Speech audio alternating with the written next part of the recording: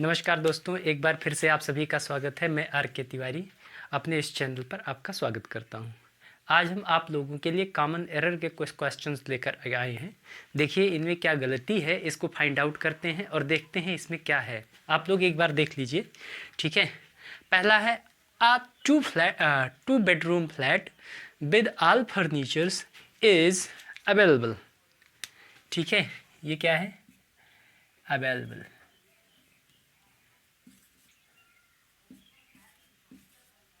Available for sale, available. ठीक है, इसमें गलती क्या है आप लोग देख लीजिए। हमारे ख्याल से ये तो बहुत माइनर मिस्टेक है, इसमें आप लोगों को समझ में आ गया होगा। ठीक है क्या? इसमें देख लीजिए आप लोग एक बार क्वेश्चन को। ठीक, इसमें गलती तो सबको पकड़ में आ गई होगी कि ये जो फर्नीचर है, फर्नीचर को कभी प्लूरल नहीं बनाया जाता है, क्योंकि ये फर्नीचर अपने आप में प्लूरल में यूज़ किया जाता है। ठीक, तो क्या हो जाता है, ये फर्नीचर्स की जगह हम कर देंगे फर्नीचर केवल। ठीक, इसी तरह से फर्नीचर है, सीनरी है, मशीनरी है, कैवलरी है, इन्फेंट्री है। ठीक है, पीपल, पब्लिक, पोएट्री, इन सब को हम क्या करते हैं, कभी प्लूरल नहीं बनाते हैं, बल्कि इनका प्लूरल में ही यूज़ किया जाता है। ठीक है, उसके बाद नेक्स्ट क्वेश्चन है, these tests show whether someone is having an infection. क्या कह रहा है? Having an infection. ठीक, इसमें देखिए गलती कहाँ पे है। इसमें अगर आप लोगों को समझ में आ रहा होगा, ठीक, दीज टेस्ट्स ये प्लूरल है, मान लीजिए ये सब्जेक्ट प्लूरल है तो वो भी प्लूरल हो गई, इसमें कोई डाउट नहीं है। ठीक है, अब इसके बाद जो अगली क्लॉज है इस पे आपको ध्यान देना है। ठीक है, अगली क्लॉज क्या कह रही है? Someone is having an infection. अच्छा, एक चीज़ आप लोग देखिए, इसका सेंस निकालिए। सेंस निकल क्या रहा है? Someone is having an infection यानी किसी को इन्फेक्शन हो रहा है या है। ठीक है, इन्फेक्शन समवन हैज़, हैविंग ना करके हम क्या करेंगे, इज हैविंग का नहीं यूज़ करके केवल करेंगे, अच्छा ये सिंगुलर होता है तो इसके अकॉर्डिंग हम सिंगुलर का यूज़ कर देंगे। ठीक है, सिर्फ और सिर्फ इतनी मिस्टेक है इसमें कि समवन हैज़ एन इन्फेक्शन, किसी को इन्फेक्शन है ना कि हो रहा है। ठीक है, ये बात क्लियर हुई। आगे देखिए, I already had told you about his deplorable condition. Deplorable का मतलब होता है विकट परिस्थिति। ठीक है, ऐसी परिस्थिति जो एकदम मतलब अलग टाइप में हो। ठीक है, अच्छे से बुरे की कंडीशन को बताता है, नेगेटिव है। ठीक, तो इसमें गलती क्या है? इसमें बहुत माइनर मिस्टेक है, बहुत बड़ी गलती नहीं है इसमें। ठीक है, इसमें सिक्वेंशियल प्रॉब्लम है। ठीक है, अरेंजमेंट की बात है। ठीक, अरेंजमेंट की बात अगर हम इसमें कहें तो एक चीज़ ध्यान में रखिएगा, जब भी ये क्या है, ऑलरेडी क्या है, ये एडवर्ब है और एडवर्ब की क्या देखी जाती है? पोजीशन देखी जाती है। और ऑलरेडी की कंडीशन ये होती है कि सब्जेक्ट आता है, सब्जेक्ट के बाद हेल्पिंग वर्ब, हेल्पिंग वर्ब के बाद फिर ये ऑलरेडी को रखा जाता है। इसको आप लोग ध्यान में रखिएगा। ठीक है, किसके बाद रखा जाता है? सब्जेक्ट और हेल्पिंग वर्ब के बाद। तो इसकी कंडीशन क्या बनेगी? I had already told you. क्या हो जाएगा? इसको उठा करके हम यहाँ पे रखेंगे और इसको उठा करके यहाँ पे रखेंगे। I had already told you about his deplorable condition. Clear? ये बात समझ में आनी चाहिए। ठीक है, बहुत बहुत छोटी सी बात है, लेकिन फिर भी यहाँ पर कंफ्यूजन होता है। Raja's brother as well as I am guilty of cheating Ramesh. ठीक है, यहाँ पर क्या गलती है? इस तरह की जो भी कंडीशन बनती है, जो भी कंजंक्शन मतलब इस तरह की जो क्लॉज बनती हैं, उसमें ध्यान में देखना है कि इसके साथ में हमें करना क्या होता है। इसके साथ में सीधी सी बात, एक तो सब्जेक्ट, पहला सब्जेक्ट ये होता है और दूसरा सब्जेक्ट ये होता है। ठीक है, ये सब्जेक्ट 2 और ये सब्जेक्ट 1। इस तरह के जो कंजंक्शन बनते हैं, ठीक है, किस तरह के? एक होते हैं पेयर कंजंक्शन, एक विदाउट पेयर के होते हैं। जो पेयर कंजंक्शन होते हैं उनकी भी कंडीशन बताऊंगा और जो बिना पेयर के होते हैं उनकी भी कंडीशन। जो बिना पेयर के कंजंक्शन सीधे से अर्थों में समझा जाए, सीधे सरल शब्दों में समझा जाए, तो बिना पेयर वाले जो कंजंक्शन होते हैं इनके लिए हमें हेल्पिंग वर्ब की कंडीशन पूछी जाती है। ठीक है, इनके लिए जब भी कंडीशन बनेगी हेल्पिंग वर्ब किसके अकॉर्डिंग आएगा, फर्स्ट सब्जेक्ट के अकॉर्डिंग आएगा, ना कि सेकंड के। और इसी के अकॉर्डिंग ये हेल्पिंग वर्ब रख करके क्या किया जाता है, हमें कंफ्यूज किया जाता है। ठीक है, तो इसको ध्यान में रखिएगा। ये बिना पेयर वाले जो कंजंक्शन बनते हैं उनके साथ में हम करते क्या हैं, फर्स्ट सब्जेक्ट की। अच्छा, जो पेयर वाले कंजंक्शन होंगे उनके साथ में नियरेस्ट को हम सब्जेक्ट मान करके उसके साथ हम क्या करते हैं, यूज करते हैं। नियरेस्ट का मतलब हेल्पिंग वर्ब के नियरेस्ट जो सब्जेक्ट रहेगा, सब्जेक्टिव केस रहेगा, उसके अकॉर्डिंग अभी सेंटेंस आएगा, इसमें देखिएगा आप लोग। ठीक है, taking regular exercise is good for health. ठीक है, ये सेंटेंस सही है या गलत है? ठीक है, हमारे ख्याल से आप लोगों को समझ में आ गया होगा। यहाँ पर taking regular exercise, exercise singular ही होता है।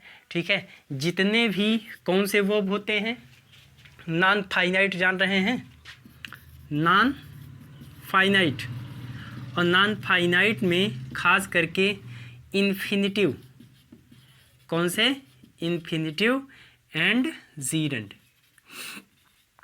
जीरंड ये दोनों किसका काम करते हैं, सब्जेक्ट का भी काम करते हैं। ठीक है, इन्फिनिटिव और जीरंड सब्जेक्ट का भी काम करते हैं।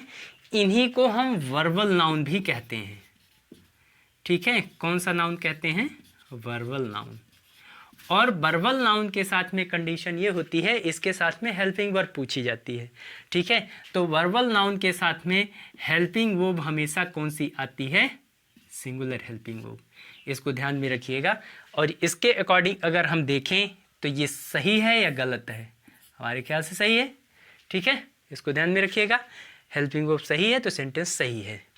ठीक, the latter part of Gandhi's life till he was assassinated was in considerable measure the life of the nation as well। ठीक है, अच्छा इसमें देखिए ये पूछा जा रहा है, लेटर, एक लेटर है। ठीक है, लेटर का मतलब, इसका मतलब है बाद, इस लेटर का मतलब होता है बाद। ठीक है, बाद में। ठीक, और यहाँ पर करना क्या है, इसी को यहाँ पर गलत किया गया। कभी कभार सेंटेंस में छोटे से लेटर को, उसके लेटर को चेंज करके, यानी लेटर में सेंटेंस वर्ड को चेंज करके ही थोड़ा सा उसको क्या कर दिया जाता है, क्रिटिकल बना दिया जाता है। इसको भी ध्यान रखिएगा, माइनर मिस्टेक कर देते हैं। ठीक है, सिर्फ और सिर्फ आपकी पावर को जज करने के लिए कि उसको समझ में क्या आ रहा है। The latter part of the Gandhi's life, बाद वाली नहीं है, सेकंड पार्ट की बात हो रही है। उनकी लाइफ का एक पार्ट ऐसा रहा है जब वहाँ इंग्लैंड रहे हैं, उसके बाद दूसरा पार्ट ऐसा रहा है जब भारत में उन्होंने जो कुछ किया है उसको मिजरेबल कंडीशन है, मेजर। ठीक है, कंसिडरेबल मेजर, उसकी बात हो रही है ना, समझने की बात हो रही है। तो समझने के बात के लिए हम क्या करेंगे, बाद वाला नहीं, लेटर सेकंड पार्ट जिसका मतलब होता है, इसके लिए हम यूज करेंगे लेटर। ठीक है, जिसका मतलब होता है दूसरा। ठीक है, लेटर का मतलब एक पहला एक दूसरा, तो यहाँ पर ये लेटर का दूसरा पार्ट मतलब हो जाएगा। ठीक है, इसको ध्यान में रखिएगा। बाकी सेंटेंस गांधीज लाइफ, लाइफ के अकॉर्डिंग सब्जेक्ट हमारा हेल्पिंग वर्ब जो भी यहाँ पे है वो आ रहा है, आपका हेल्पिंग वर्ब क्या है। ठीक है, टिल ही वाज असैसिनेटेड। अच्छा इसको देखिए, टिल ही वाज असैसिनेटेड। ठीक है, उसके बाद ये जो हेल्पिंग वर्ब आया है किसके लिए आया है, इसके लिए। The latter part of Gandhi's life was in considerable major. इसको देखिएगा, ये पार्ट अलग है। ठीक है, ये पार्ट अलग है और ये यहाँ से अलग है। ठीक है, इसको ध्यान में रखिएगा। कभी कभार यहाँ पर भी गलती दे दी जाती है। गलती क्या करेंगे, इस तरह के सेंटेंस जब बनाएंगे तो आपको इसके लिए जो सब्जेक्ट आया है, ये सब्जेक्ट है, इसके लिए हेल्पिंग वर्ब आपको चेंज करके यहाँ पर चेंज कर देंगे। वाज की जगह वर कर सकते हैं या कोई और हेल्पिंग वर्ब कर सकते हैं। ठीक है, कोई और हेल्पिंग वर्ब की जा सकती है, इसलिए इसको भी ध्यान में रखिएगा। क्योंकि तुरंत थर्ड फॉर्म के बाद या वर्ब, मेन वर्ब के बाद तुरंत हेल्पिंग वर्ब तो आता नहीं। तो ये हेल्पिंग वर्ब किसके बाद किसके लिए आया है, इसके लिए आया है। ठीक है, चलिए बाकी ये बात आपको समझ में आ गई होगी। लेटर, कौन सा लेटर, LETTER। ठीक है, TTER लेटर। ठीक, उसके बाद है a fire was started accidentally but we are able to put it out. इस सेंटेंस में क्या है इसमें आप लोग देखिए बहुत बहुत ही अच्छा सेंटेंस भी बहुत अच्छा सेंटेंस है। इसको अगर आप लोग ध्यान से देखिए तो इसमें होगा क्या। अच्छा समझ में आ रहा है। अच्छा एक चीज़ ये बताइए आप लोग, एक इसमें ये बताइए ये सेंटेंस जो है किस किस किस सेंस में है, इसको हटा सकते हैं।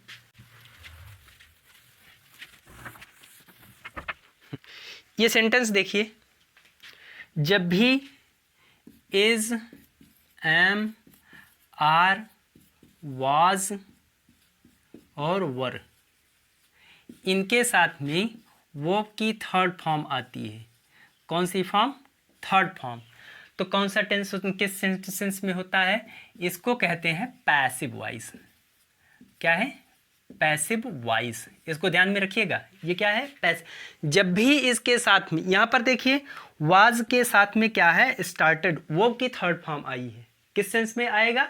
पैसिव वॉइस के सेंस में। अच्छा पैसिव वॉइस में कोई काम अपने आप नहीं होता बल्कि करवाया जाता है, किसी को माध्यम बनाया जाता है। ठीक है। अच्छा इसमें क्या कह रहा है? A fire was started accidentally. ठीक है, यानी इसका मतलब हुआ कि अचानक आग जबरदस्ती शुरू हो गई। ठीक है, जबरदस्ती का मतलब किसी के द्वारा लगाई गई। ठीक है, क्योंकि जब भी पैसिव वॉइस में होगा सेंटेंस, क्या किया जाएगा? इसको हम किसी के द्वारा करवाने लगते हैं। कोई भी काम होगा किसी के द्वारा करवाया जाएगा। क्या आग अपने आप शुरू हुई है या किसी के द्वारा शुरू कराई गई है?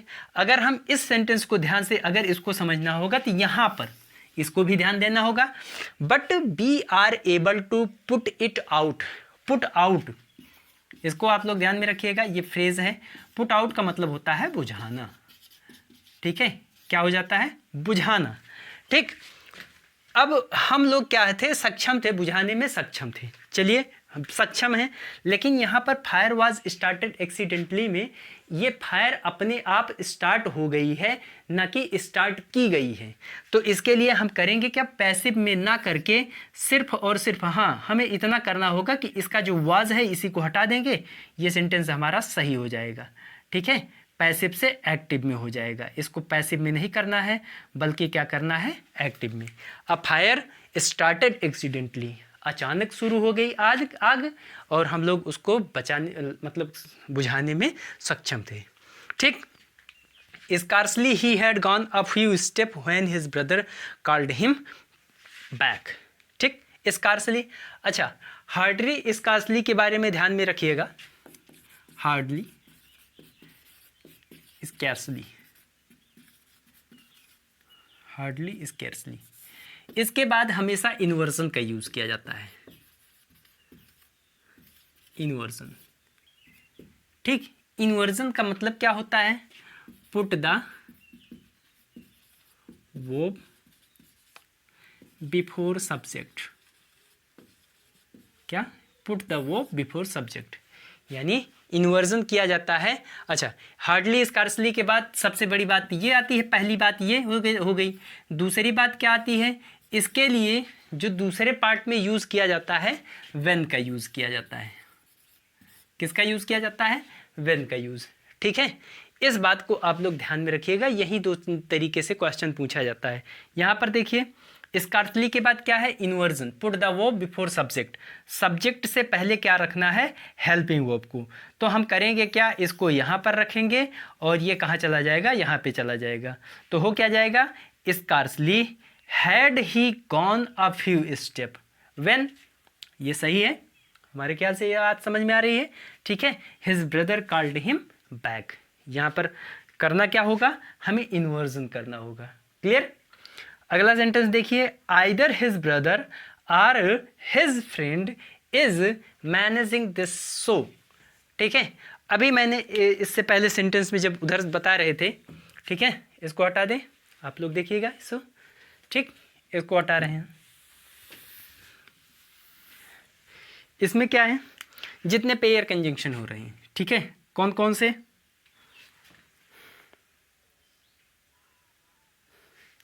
आइदर और, नाइदर या neither nor, not only but also. ठीक है, जो भी इस तरह के पेयर कंजंक्शन बनते हैं, जो भी पेयर कंजंक्शन बनते हैं, एक सब्जेक्ट इसके तुरंत बाद होता है।